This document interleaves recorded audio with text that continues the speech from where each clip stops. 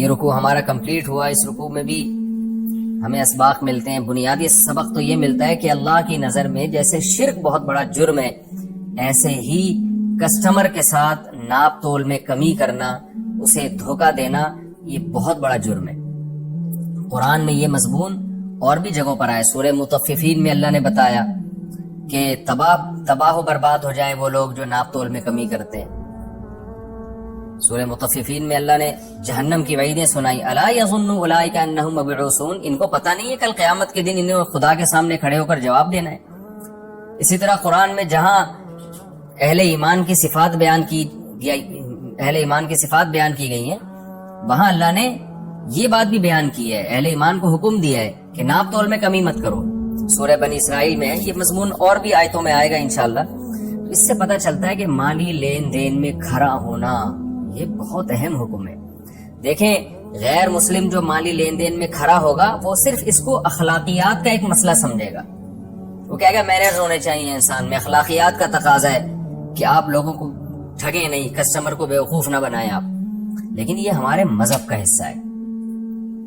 آپ اگر کسی کو ٹھگتے ہیں تو آپ کو صرف اتنا نقصان نہیں ہے کہ آپ سے کسٹمر ٹوٹ رہا ہے یا آپ بعد میں اس کے پیسوں کی تلافی کر دیں. نا نا نا نا، قرآن کہے تم جہنم کی آگ خرید رہے ہو، کیونکہ یہ اللہ کے حق کی نافرمانی ہے. غیر مسلم کہے گا کہ آپ نے مخلوق کا حق مارا ہے اگر اسے دھوکہ دیا. اللہ کہتے ہیں تم نے میرا حق مارا ہے کیونکہ میں نے تمہیں حکم دیا تھا کہ کسی کے ساتھ دھوکہ مت کرو اور مالی معاملات میں خیانت مت کرو. تو انہی آیتوں کی روشنی میں علماء کرام نے، جو صحیح فقیہ علماء ہیں، انہوں نے مالی معاملات میں لین دین کی اور اس میں کلیئر ہونے کی بہت اہمیت کو بیان کیا ہے. تبھی ہم نے اپنے بڑے بزرگوں کو دیکھا کہ وہ پیسوں کے معاملے میں بہت زیادہ احتیاط برتا کرتے تھے کہ کہیں کسی کا 1 روپیہ بھی ہمارے ذمے رہ نہ جائے. وراثت کے معاملات میں اور جو کاروباری لین دین ہے ان میں بہت زیادہ اس کا خیال کیا کرتے تھے. کہیں ایسا نہ ہو کہ کسی کے ہمارے ذمے 1 روپیہ ہو اور ہماری اسی طرح موت واقع ہو جائے. نبی صلی اللہ علیہ وسلم جنازہ نہیں پڑھاتے تھے جس کے پر قرضہ ہوتا تھا، جب تک کہ کوئی اس کی کفالت اپنے ذمے نہ لے لے کہ میں اس کا قرضہ خود ادا کروں گا. تو اسلام میں بہت زیادہ ویلیو ہے. اس رکوع کا جو اہم ترین پوائنٹ ہے وہ یہی ہے. دوسرا، اس رکوع سے ہمیں ایک اور بات اہم ترین پتہ چلتی ہے کہ ہر دھرم اور ضدی لوگ کیسے ہوتے ہیں. آج بھی ہیں یہ. جب آپ حق کی دعوت چلاتے ہیں نا تو سامنے والے نے اگر نہیں ماننا ہوتا نا، آپ دلائل کے انبار لگا دیں، اگلا نہیں مانے گا. آپ زچ ہوتے رہیں گے، آپ کو ٹینشن شروع ہو جائے گی کہ میں اتنی واضح بات کر رہا ہوں، اس کی سمجھ میں کیوں نہیں آ رہا. دیکھیں نا، شعیب علیہ السلام کتنی واضح بات کر رہے ہیں، شرک چھوڑ دو، ناپ تول میں کمی چھوڑ دو. بس یہ 2 مطالبے ہیں میرے تم سے. قوم الٹی جب باتیں کر رہی ہے کہ نماز آپ کو یہ سکھاتی ہے. آپ دیکھ لیں ٹیلی ویژن میں بہت سے اینکرز آتے ہیں نا، وہ بھی اسی طرح کی باتیں کر رہے ہوتے ہیں.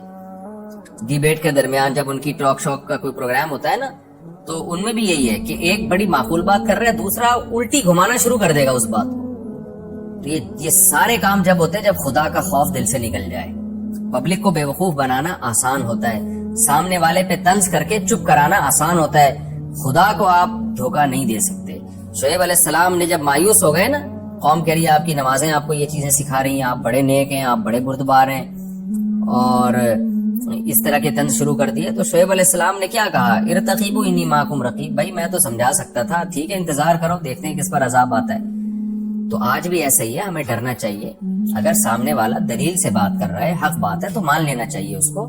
سیاسی جھگڑوں میں بھی ایسا ہی ہوتا ہے کہ آپ کے جو آپ کا لیڈر ہے وہ جتنا الٹا سیدھا کرتا رہے، نیچے چمچوں نے قسم اٹھائی بھی ہوتی ہے کہ ہم نے اس کو جتنا الٹا کرے گا ہم نے اس کو سیدھا ہی کرنا ہے بیٹھ کے، اور فریق مخالف جتنا اچھا کرے گا ہم نے اس میں کیڑے ہی نکالنے ہیں. یہ تو ہم صبح شام یہ چیز اپنے کلچر میں دیکھ رہے ہیں. تو یہ بہت خطرناک چیز ہے. اللہ کو حق پرست لوگ پسند ہے، تو ورنہ وہی انجام ہوتا ہے جو قوم شعیب کا انجام ہوا.